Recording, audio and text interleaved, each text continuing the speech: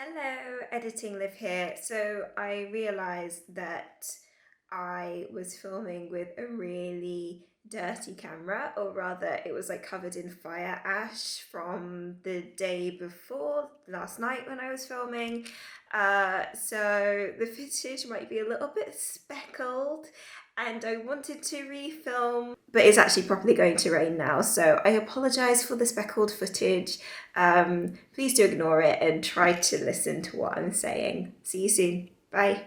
Hello everyone and welcome back to Vlogmas. So today we're talking about the things that your guests need to know before traveling for your wedding. I'm sure that many of your guests, including yourselves, are feeling a little bit uneasy. So here are 3 things that your guests need to know about traveling for your wedding. The first thing is that your flight can be cancelled at any time, but you should be protected in that cancellation. It sounds really dramatic when we say that flights are cancelled. It depends on who's cancelling it. So if it's the government, then it could be, a border issue. It could be the fact that they're closing borders for some reason or other.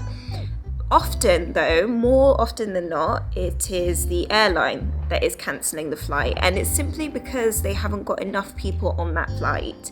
They're not going to fly out their big 747 if it's only got like 18 people on it, right?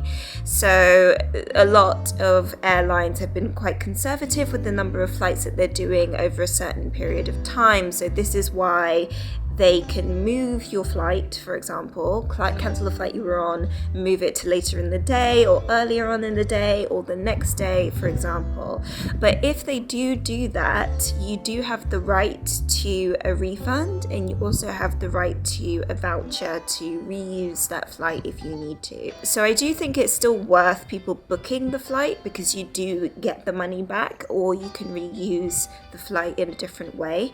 But it's just worth noting that they can cancel. The second tip I have when traveling abroad for your wedding is to only use trustworthy sources when looking at the travel situation. Don't talk to, this one person who is from that country and heard from their great grandmother that it's like this. Like, no, you need to look at actual official sources. If you can look at an embassy source or your own governmental source, that is really helpful.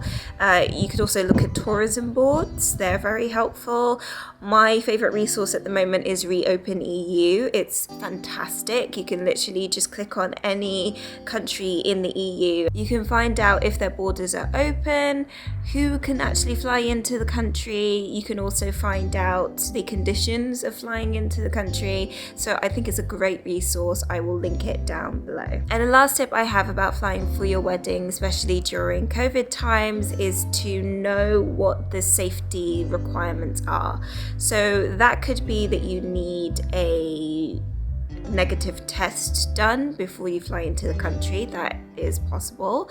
It could be that you need to take a test when you arrive. So you will go through a test and you will have to probably quarantine for a day or 2 whilst you get your results. So that's a possibility. Sometimes there is no tests at all, and you only have like a temperature check when you come in. You'll probably be temperature checked when you fly out as well.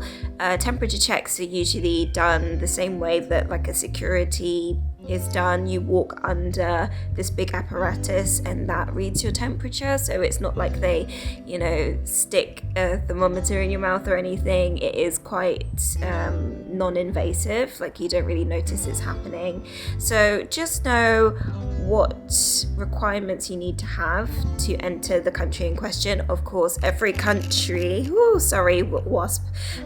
every country is doing things very differently. So you need to keep an eye on your own country and the country you intend to fly into.